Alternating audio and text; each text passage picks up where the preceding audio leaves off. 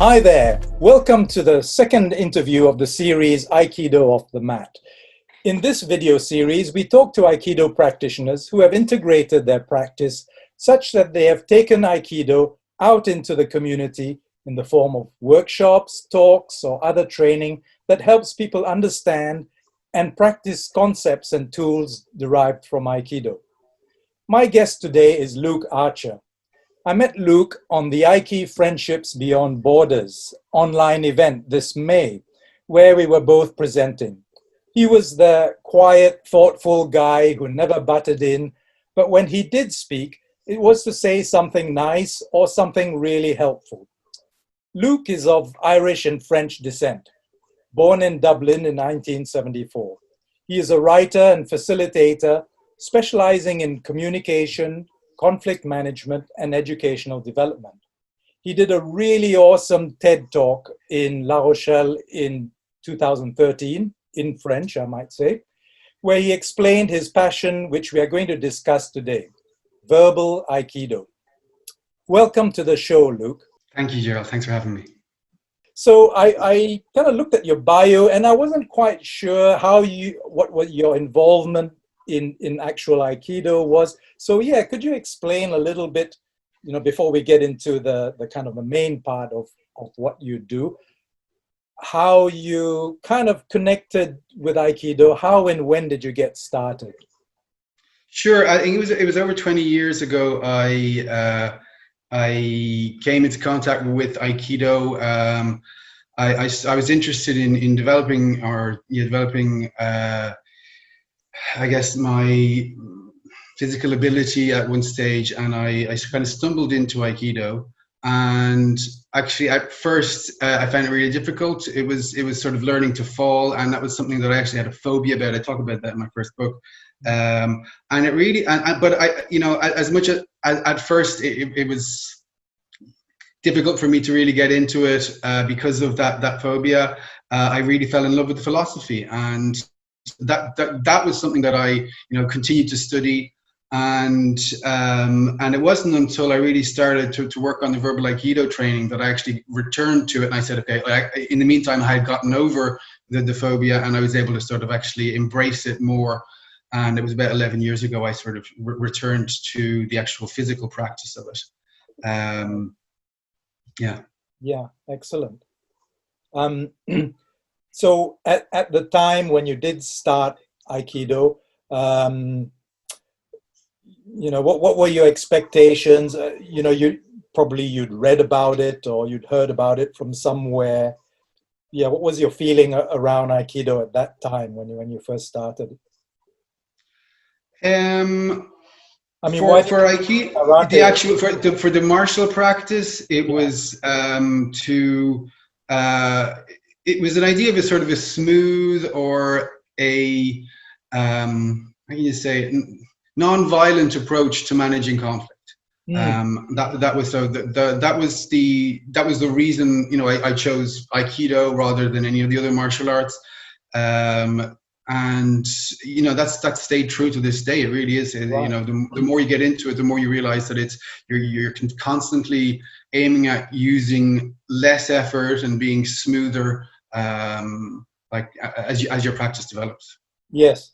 So it's quite interesting that you, even at that time, you'd made that connection between conflict of all sorts, and Aikido.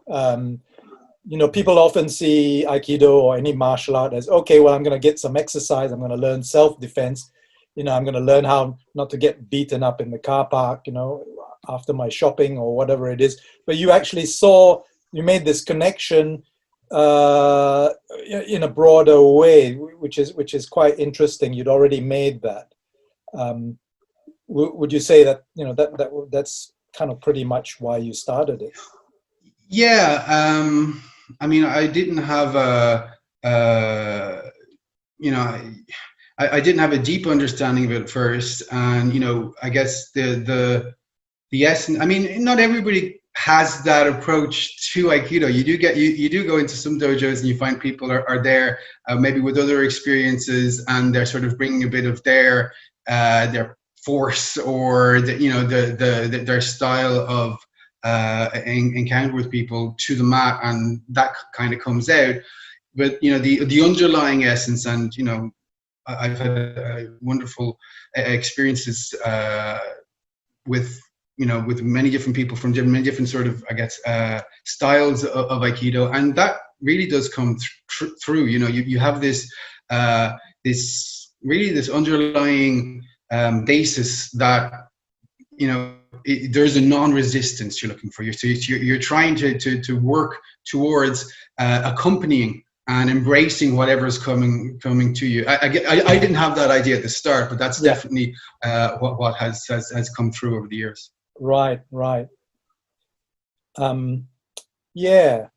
So, so at what point did you see that you could take the Aikido off the mat, and that the connection was getting pretty strong, and and you could see it was in my professional life, I'd started my own business in pedagogical development, so that's helping teachers become sort of more efficient trainers, more dynamic in their approach. And one of my clients had asked me to develop a training tool that would help them manage conflict within the classroom. So some of their students had become quite aggressive, and it was it was a tool that they were looking for me to develop. So immediately I thought of Aikido. Immediately I was like, okay, what would be really cool is like a verbal form of Aikido. And that's when I thought, okay, right, that was my sort of eureka moment, I guess. And then that's when I started developing it. I really try to bring it down to something, as I train my trainers to do. I was saying, make it something that you can explain to a 10-year-old, so something that's really simplified, that people can find themselves quite easily in. And so I sort of reduced to this idea of sort of 3 basic movements, 3 steps, so that you can, where you are at every moment, and you can sort of, move between the steps quite easily. So so that was when it started. It was about 11 years ago, and that's when I sort of said, okay, if I'm doing this, I really need to get back into the actual martial practice of it. So I sort of combined the two. So it really is by chance, and since then it became actually the training module, or the I guess the flagship of training that we do, and then it sort of came to take over my life, really. Yeah, right. So you so at some point, well, probably not a point, but it's a progression.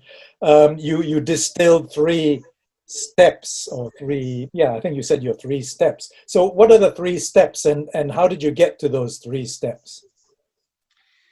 Well, the 3 steps are, technically you would say the inner smile, then we'd have irimi, and then aiki, or proposing aiki. So they're the 3 movements that we work on continually when we do sort of the verbal dojo.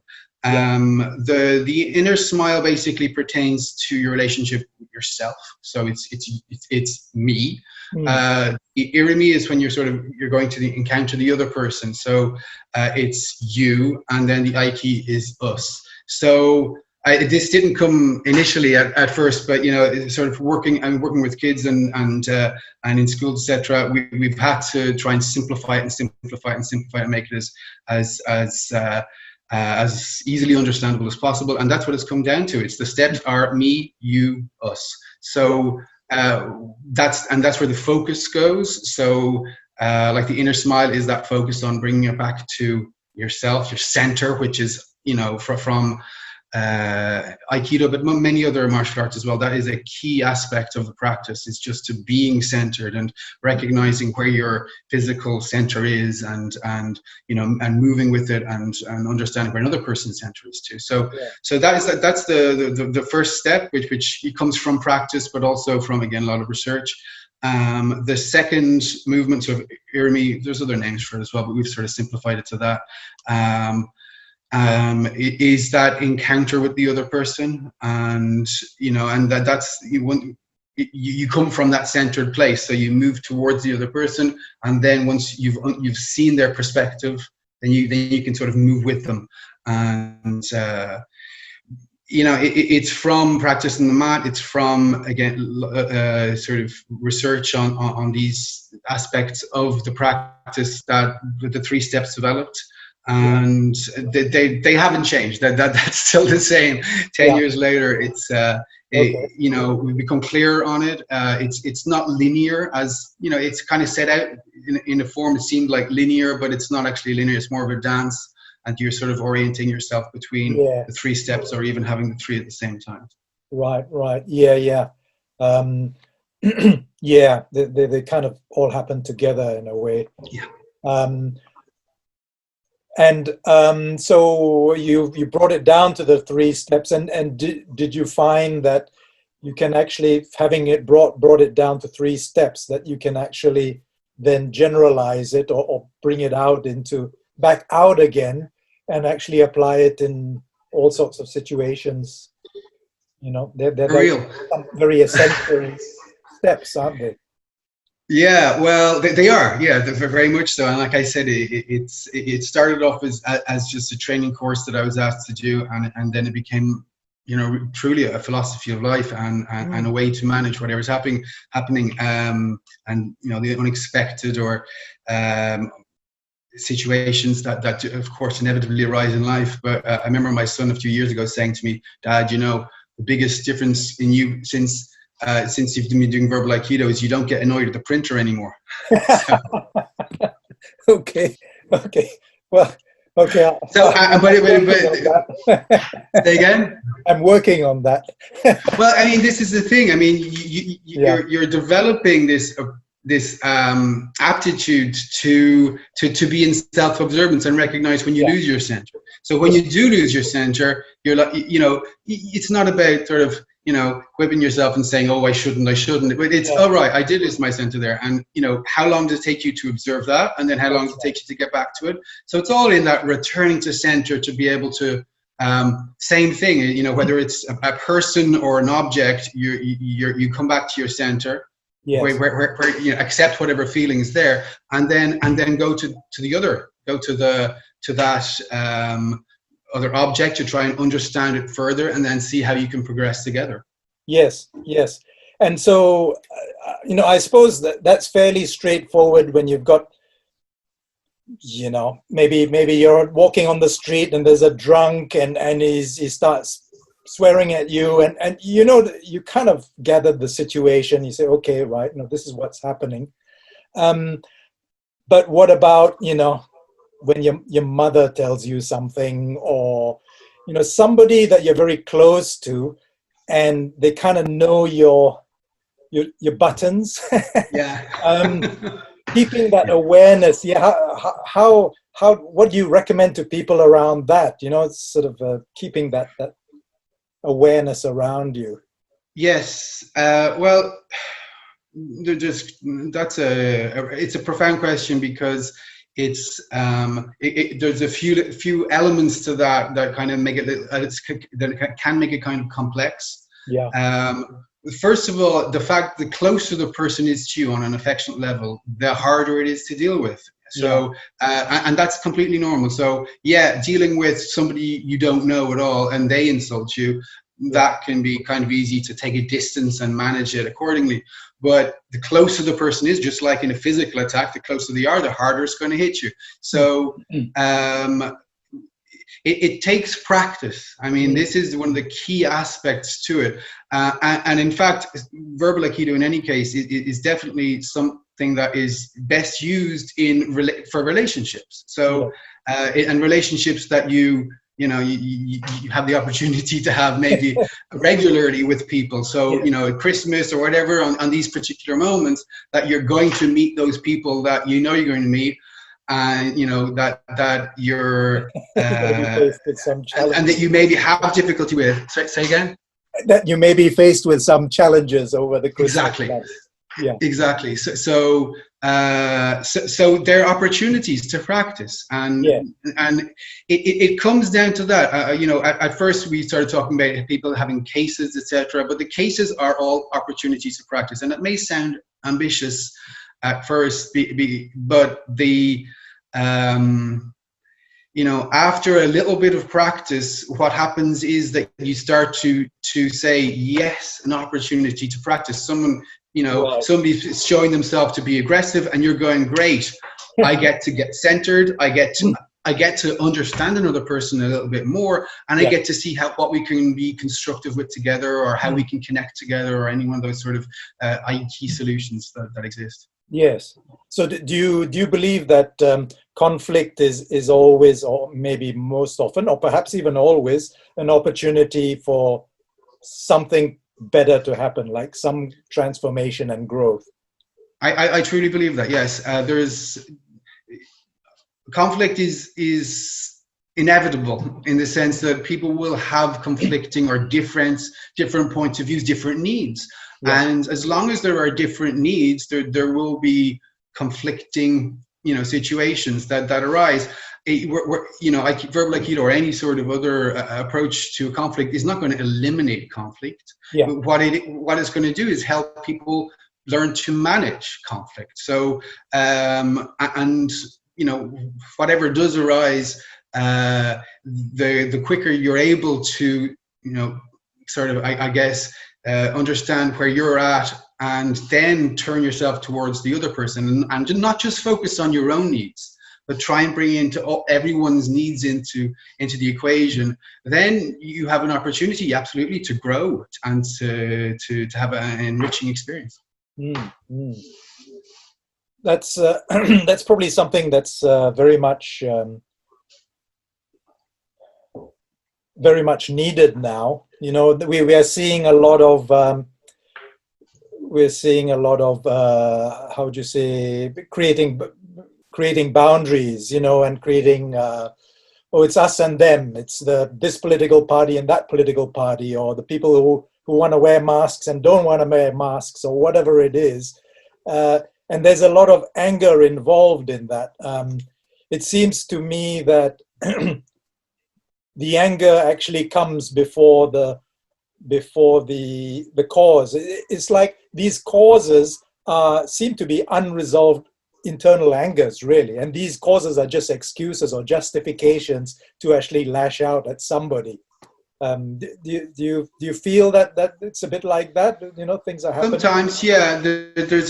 I mean, the anger that we're perceiving at the moment is you know, it's often going to come from the sense of injustice, and you know, especially given the present situation, that's kind of understandable, that people are feeling that it's not fair, that they can't go out, or they can't do this, or that this, that, the other. The other point that you talked about was a sort of like you said, mask or no mask, this political party. But it's you know, that I can't really speak to if it's a new thing. I don't think it's necessarily a new aspect of this sort of divisiveness, but it has come to the forefront definitely recently. But you know, it's a binary perspective, and it's you know, saying, you know, being right or being wrong. And as long as we hold on to that idea that we're right and the other person's wrong, well, then we're in that binary perspective. We're in a win-lose situation, because if one person is going to be right and then the other person has to be wrong. And in fact, that's a simplistic way of seeing things, and sometimes that is the case. Like a 1 and a 0 do exist, but there's an infinity between a 0 and 1 that exists too, and that's where it's interesting to explore, and that's actually where we can start to understand, you know, what it is, what are the needs of the other person, and you know, a little bit of, I guess, I don't know, a little bit of clarity on positions really helps. And you know, when you can find the motivating factor for why a person has a position, and you respect their truth as just their truth, that's how they see things. So if you're trying to convince somebody, some people come to the Verbal Aikido sessions and workshops thinking that they're going to get that zinger, they're going to get that way to you know, show someone.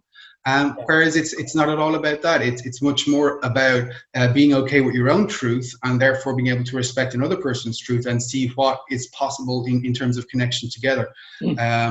If you have a perspective of I need to dominate another person, as I said in my TED talk, well then you've lost, you know. Yeah, right. And I suppose that's something that the founder of Aikido, Ueshiba, I think, how do you say, what's the word? Anyway, he intimated that, implied that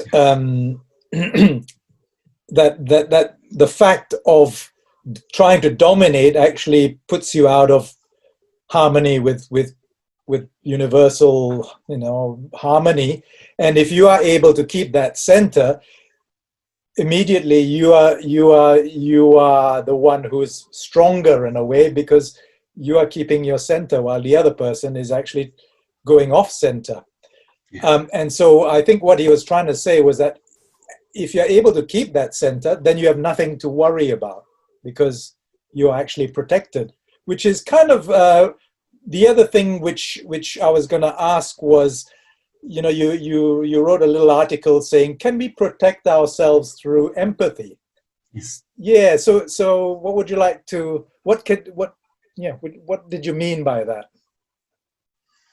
Well, I guess it stemmed from I working with a group of people at one stage, teachers that found that, you know, one of their positions on empathy was that if you go too far into empathy, then you get hurt because you're you know, you really take on board the pain of the other person. Yeah. And you know, that is understandable. And I've experienced that myself too, so I could empathize definitely with that position, you know.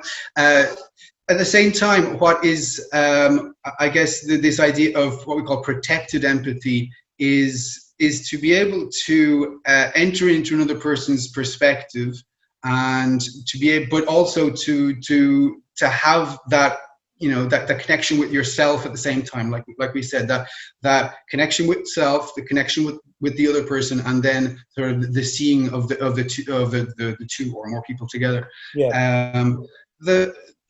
I guess I mean, if we look at it on a physical level, if somebody goes to attack you physically, and you stay there and you take it.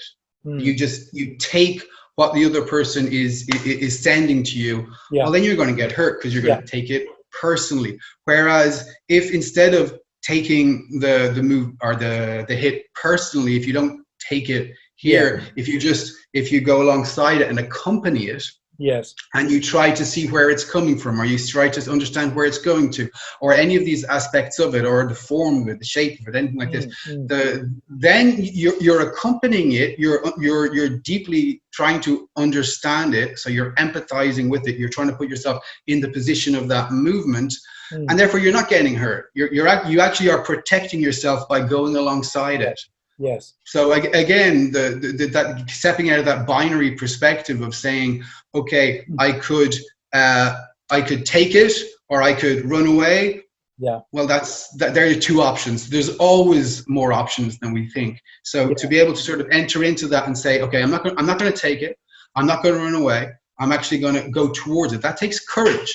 And in fact, that movement of irimi, going towards the other person, it takes a great deal of courage. Sure. And to go towards the other person, especially from a centered position, because, you know, I mean, this sounds all very technical, etc., and we can give you examples of sort of movements. But if I just say the movement is, what do you mean?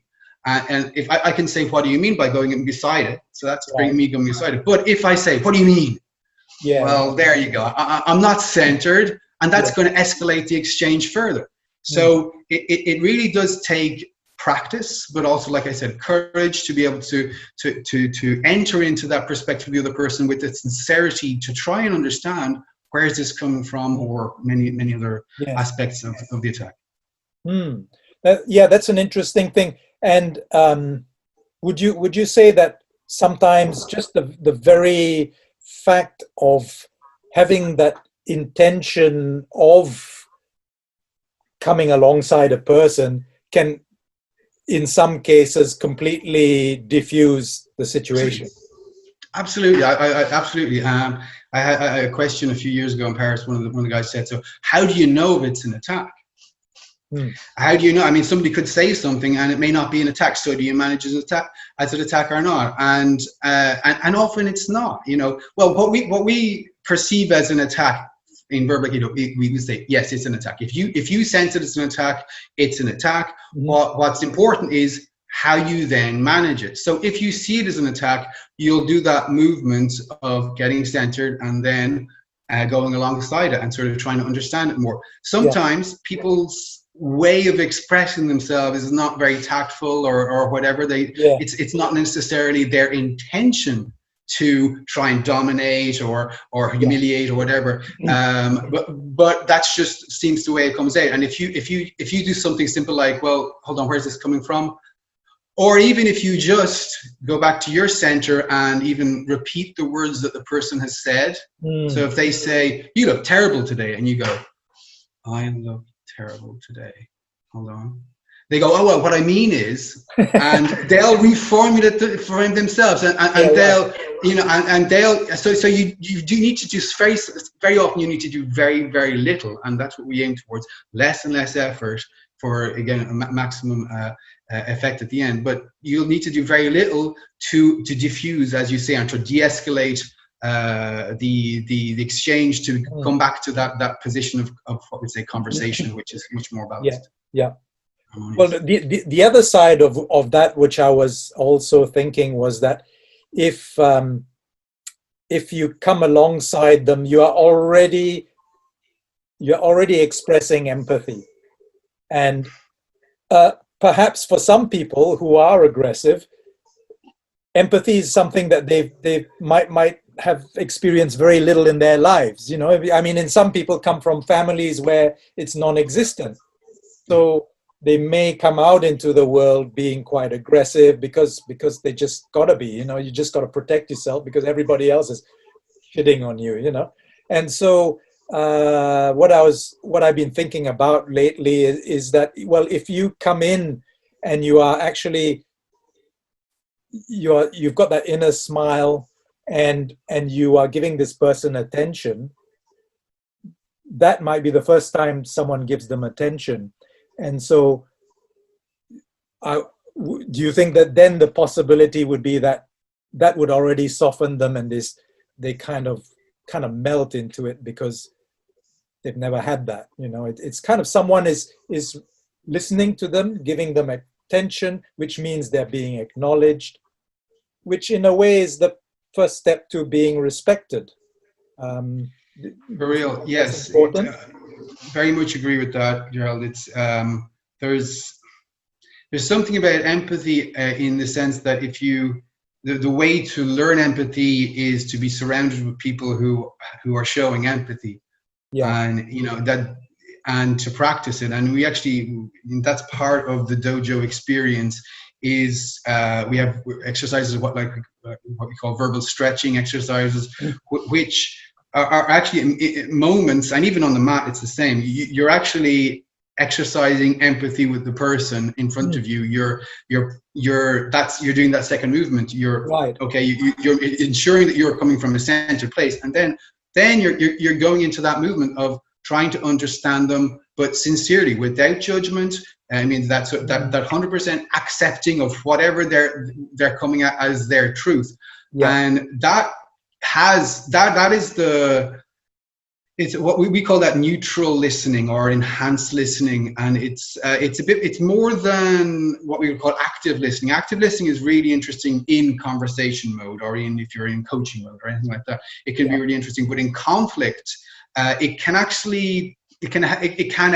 Not always, but it depending on how you're practicing, etc. It can actually escalate. People might, if you reformulate, for example, what somebody says, they might say, "That's not what I said exactly. You're changing my words," etc. So in fact, one of the exercises that we practice, and it's an essential part of the practice, is that listening training. And people come to verbal Aikido classes and it's the first time, and they'll do, we haven't even got onto the verbal mat yet, but we'll start doing the verbal stretching, and they'll come out and going, you know, because they're not, like you said, they're not listened to. People generally, I mean, when we talk about listening, very, very often people think, yeah, I'm listening to you, but they're not. They're waiting for you to finish so they can make their point. So they're being patient. Yeah. It's not really listening. You're not, I mean, you're listening if you're actually open to the possibility that what the other person says could change you or could impact you in some way. But if you're closed to that, you're not listening. You're hearing, maybe, but we talk about this idea, the difference between listening to respond and listening to understand. Right. So essentially, most people in life don't have that necessary experience or a regular experience of people listening to them to just truly understand them.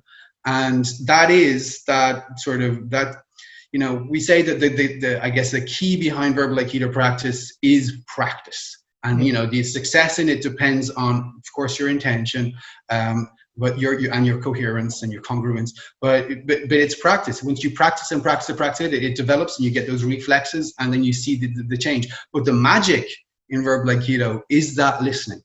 It's that it creates a dynamic that shifts and has that sort of metanoia, if you like, people sort of see things from a different perspective, and you know, that can be a key thing. It's nothing is always going to work in every situation, you know, and sometimes it's over a long period of time that it has an effect. Yeah. Yeah, definitely that listening is key. It's a huge part of it, and it's a huge part of connecting with other people too. Right. So I could see that you know, something like this is actually really, really important. Like, for instance, I mean, not only in dealing with relationships, but it could be important in, say, you know, law enforcement dealing with hostage situations or whatever, you know, and where you are actually negotiating with someone who's probably quite hyped up, and you're trying to keep everyone safe. And I could imagine that this could be a really kind of powerful and important tool that people could train in. I haven't been in those sort of hostage situations yet myself, Gerald. Yeah. I have been in situations where, you know, there was you know, serious violence involved, and yes, the positioning of definitely not starting to exaggerate the situation or let it escalate has a huge impact. Your physical position has enormous impact on what goes on. It's I imagine it's definitely one of the tools that could help, but, you know, because it is a tool that, you know, it's like I said, it's not about eliminating conflict. It's about transforming conflict to conversation. And once you've gone onto that terrain of conversation, that's where things are actually possible, because you're putting yourself on a position where you can actually connect with the other person, and they feel that they can connect with you too. Right. You said that there's been quite a bit of research around this. What sort of research has been done? Well, we're actually there's a lot of research that's been done on, you know, on different styles of communication that work, etc. At the moment, we're in the process of working with a university in the States, and we're working in tandem with some schools around the world to see how effective it is, you know, to work with the children. And I'm definitely a firm believer that, you know, as personally someone who was bullied quite a lot at school and other places too, but I know I missed a hell of a lot of school because I was even afraid to go in. You know,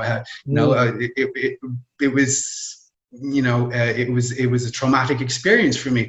So and I know that if I had, and when we worked with different high schools and schools, etc., that we'd the children came out saying that, you know, that they were able to start to actually use it in their daily life. And I know that, and I could see them using it. I can see their practice was pretty good after only a few sessions, you know. So, and I know if I had some of those tools when I was a kid, that I think I would have had an easier life. I think I would be able to pay a lot more attention in class for a start, and be a lot more present, you know. True. Yeah.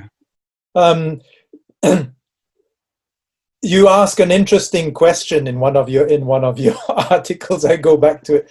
You know, you say because quite often when we have these conflicts and we talk about, you know, being right and being wrong, and I see that often in fact it's ironic that you're using Aikido in to inform what you're doing, but I find that in Aikido forums on the internet, there's tremendous amounts of, well, actually what you're doing is wrong. You know, that video of you doing a blah blah is like, oh my God, that's, you know, even my pet dog could do better or something like that, you know. And so what is the ultimate victory in conflict? You know, people are trying to get something out of all that. But is there a victory? What is?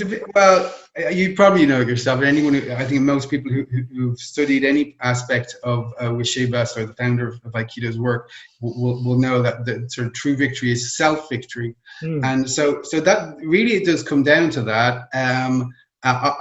Along with you, I'm saddened by the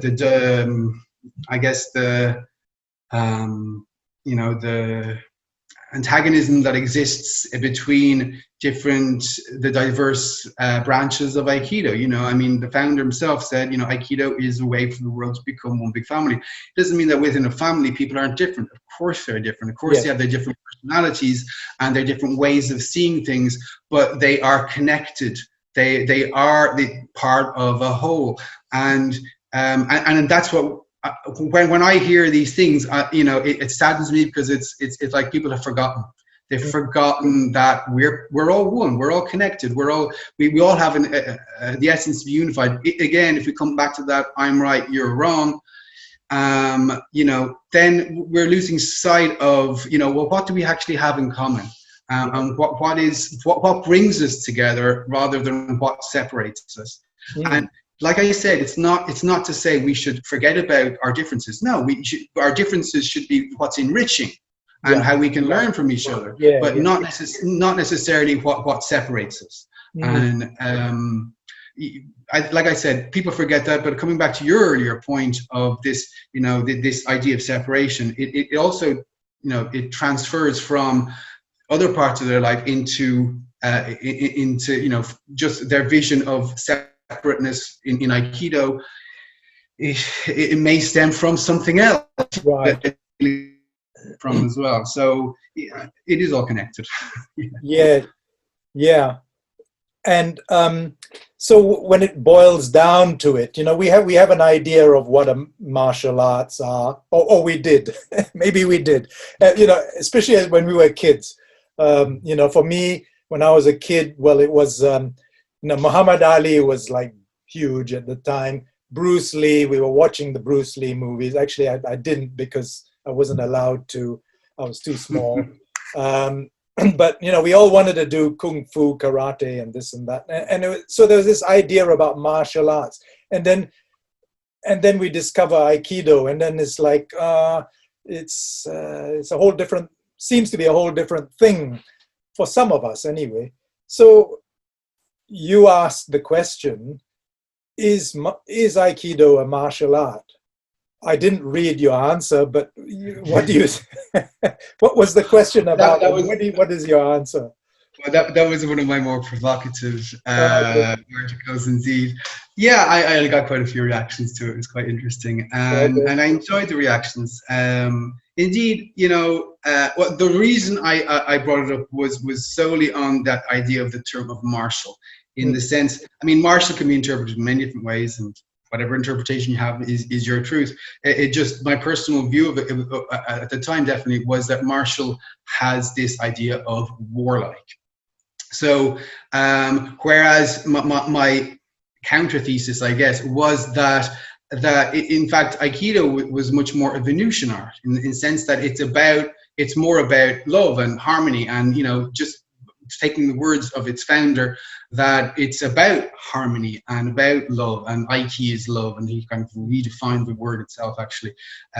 So that was just my sort of, I said, a little provocative dig at the martial world.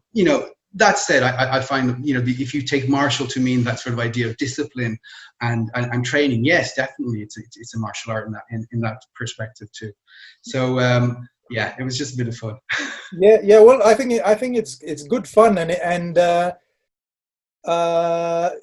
think it's good. Well, I mean, I'm just giving my opinion, but it kind of gets us to think about, well, what does martial mean, and of course, sometimes people have gone the other way, and they kind of reject Mars. They kind of reject the martial aspect completely, and they say, well, we should actually do away with it, and we just all be nice and be Venusian, and everything will be hunky-dory. But you also did say that conflict is part of, maybe it's part of what makes pearls, maybe it's part of what makes a tree strong, the wind blowing. I've seen some trees that they grow like this, it's because they're growing into the wind, and they're incredibly strong. So it just makes me wonder whether that that thing of conflict and friction and aggression, which I think that most kids naturally kind of, especially boys, come out with, and it seems to come out of somewhere. I've known parents who don't give guns to their kids and don't let them watch TV, and the kids still end up fighting and playing war and stuff like that. So it's an interesting thing. Is there a purpose for it? Is it an archetype or an energy that's already there? So I think I don't know whether you want to answer that or not, but I don't know if I have the answer to that one, Gerald. Yeah. I would go so far as to say that, I mean, just as you talked about conflict and violence, etc. I mean, we're not going to eliminate these things. They it seems anyway, at this stage in the history of a human, that they're part of life. They will exist. Yeah. Well, what's interesting is to know whether it's actual physical violence or verbal violence. It's good to know how to manage it when they do exist, when they do arrive. And we're all we're all capable of being violent or being even negative. Like you said, it's not about eliminating negativity either. Negativity exists, and we need to have it. It's just what if you're okay about what sort of percentage or what quantity of negativity is constructive for you or is helpful for you, and that's your quota of negativity for the day, for the year. Well, then that's great. Then so when that starts to exceed a certain acceptable level, that how to manage it and what to do with it. So similarly with violence, with conflict, with negativity, it's these are parts of life. I think we'll be in denial if we try to say they don't exist. They don't exist. They don't exist. They do exist, and they're enriching. They are enriching, and they're even necessary. So. But again, what sort of level are we willing to let into our lives? What level is healthy for us? And these are questions that everyone has to, I guess, ask on sort of own individual level. Yeah, and I suppose what you're saying is that it can only generally, or perhaps it can only be useful or constructive or growth promoting if we don't resist it and then get into escalation, or B, deny and run away all the time, or C, just freeze and take it, and whatever, try and act dead or whatever, but take it.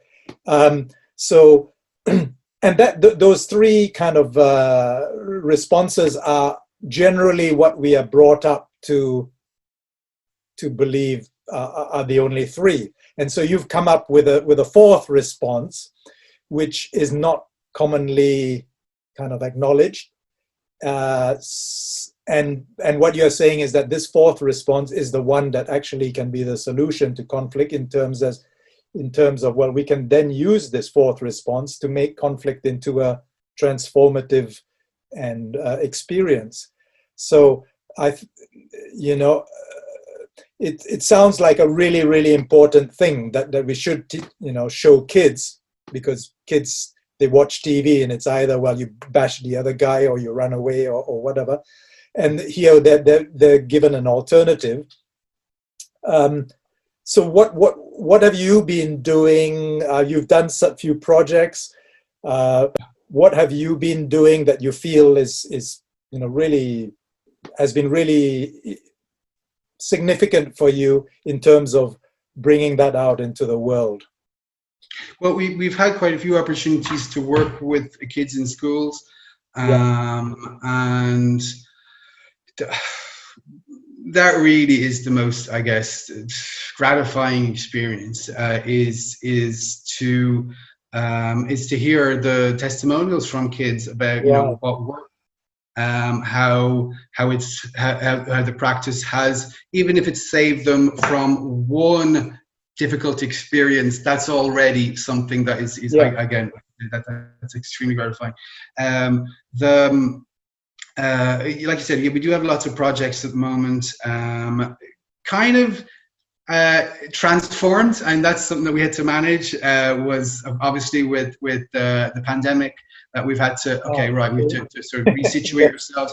We're doing it, as with everyone. But we've been doing online training for about 5 years now, so it wasn't something new for us. But we've had to sort of more focus on the online training over the last few months, obviously.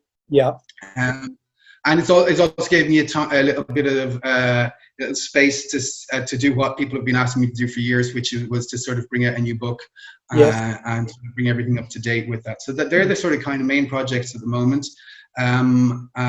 We're I don't know, what you were saying kind of makes me think of one of those sort of key, you hear it regularly, like, oh, Aikido is no use in the real world, etc. I don't know if that's one of the things that you were almost touching on there, but it's I guess, people will say Aikido wouldn't work in a real fight, etc.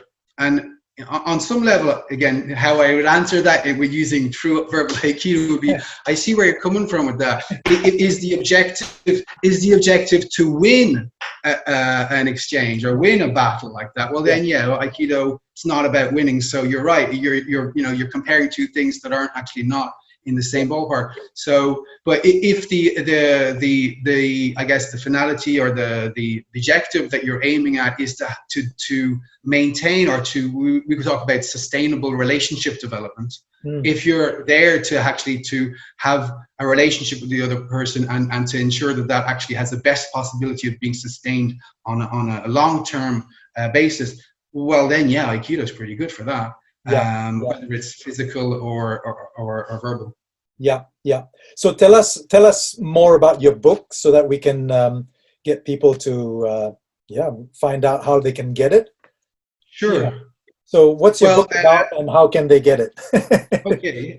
Well, thanks for the window to express a little bit about that. I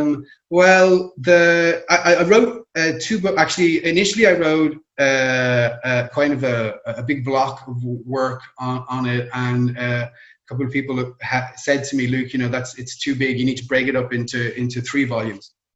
So I did that. I brought out the first volume, which was initially Green Belt, and then a couple of years later, I got to working on the second one, and I realized, it's evolved since then. I need to add this chapter. I need to do this, and we could do it. But I reworked it, and then I brought out the second book, and then just recently it was like, would I bring out the third one, or actually, I could do a better reworking of a sort of an initial introduction to Aikido, what it is now, all the techniques that have been developed. And this is really thanks to the practitioners, thanks to the people who over the years have invested so much and who have contributed to the practice with their cases, with their their implication in regular practice and their discoveries.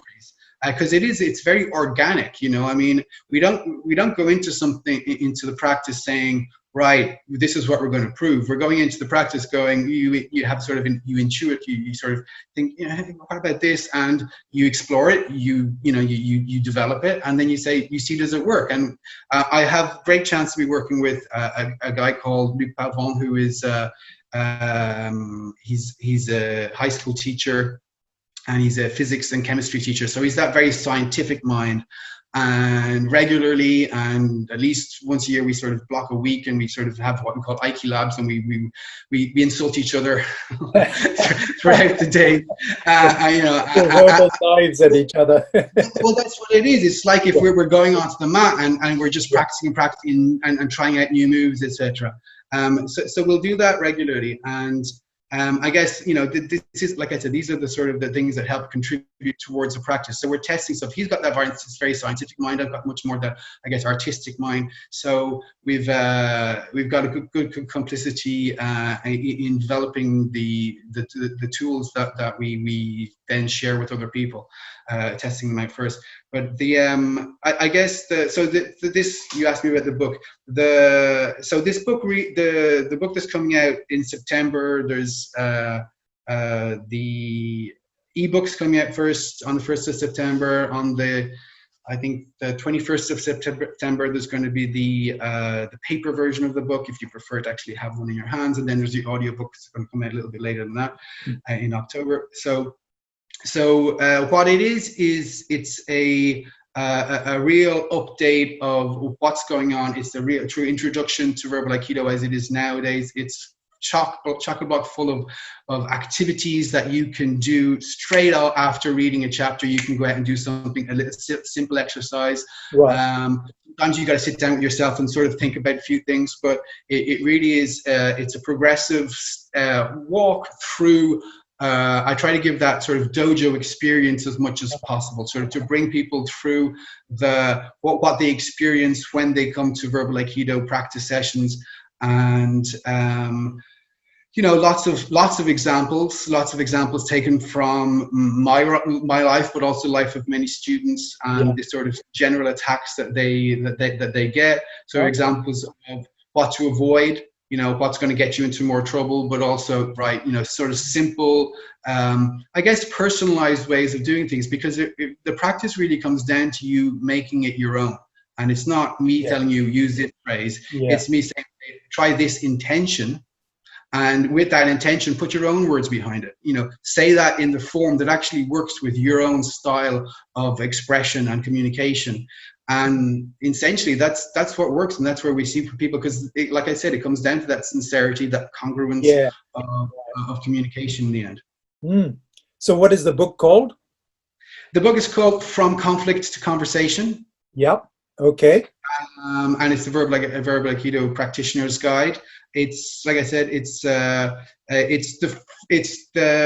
first of maybe 3. I don't know. I started with 3 initially, but it's the revamped view of that. Like I said, chocolate box of new exercises and activities. And so where can people can they pre-order it? Where can they get it?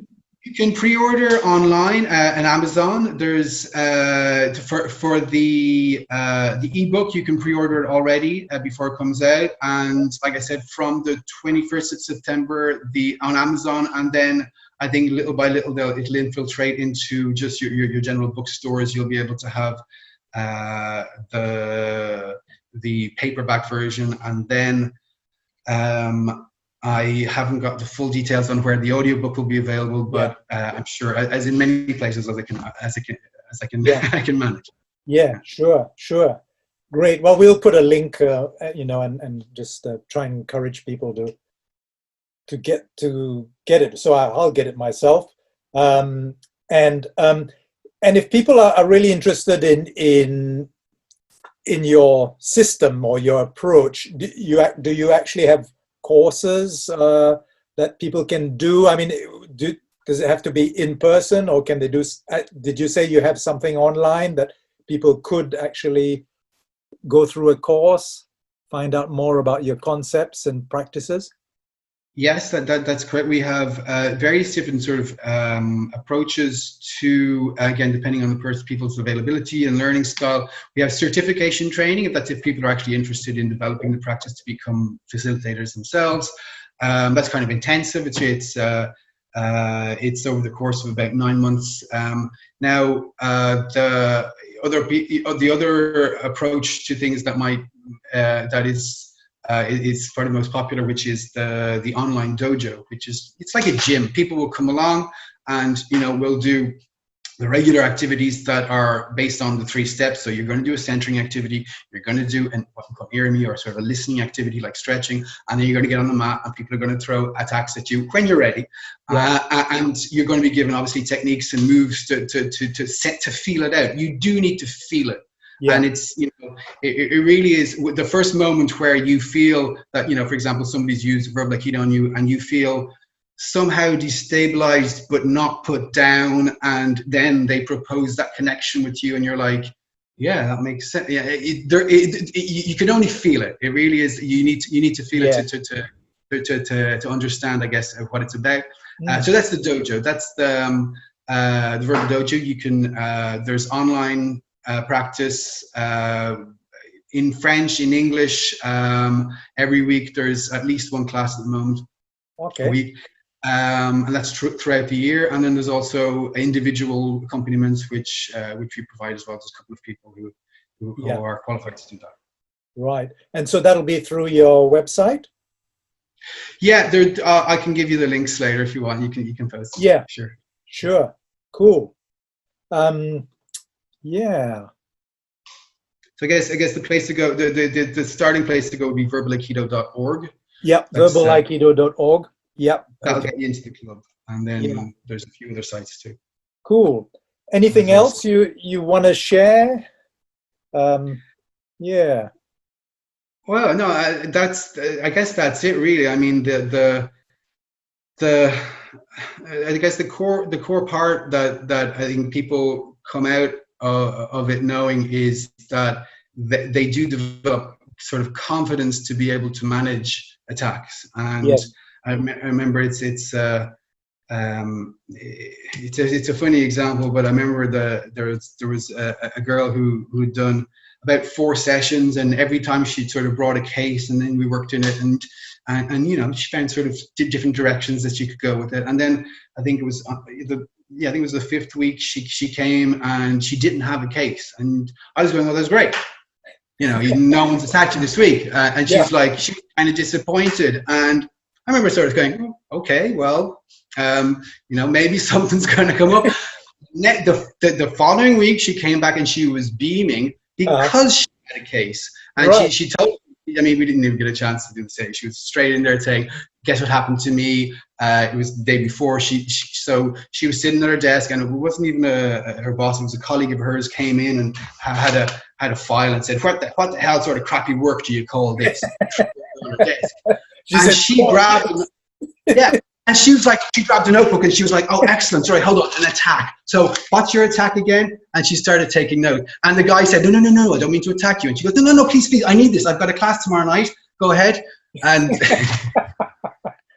and that de-escalated it immediately. Yeah, I reckon. Manager. So she was beaming. So it does, like I said, it can sound ambitious at first, and you're always going to be confronted with something that takes you up a notch and sort of tests your ability. Life is such, I guess.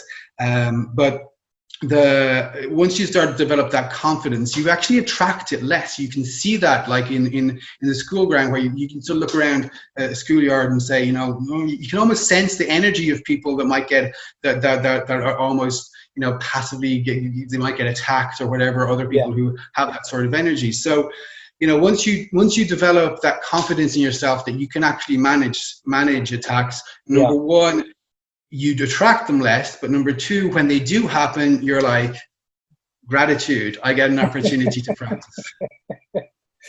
I can do my homework now. Yeah, exactly. Because you know, with Aikido, the martial Aikido, you don't get a lot of chances to practice outside the dojo. You know. Yeah, So, yeah, true. Oh, well, it's been a great pleasure, Luke, talking with likewise. you and having you share, your findings. And I'm sure people will find this really fascinating. So yeah, I invite everyone to get a copy of the book and also get onto your website and find out more about what you do. I think it's really important work. So all the best with it, and let's keep in touch. Thanks a Thank lot, you. Luke. Talk to you soon. Good luck. Bye bye.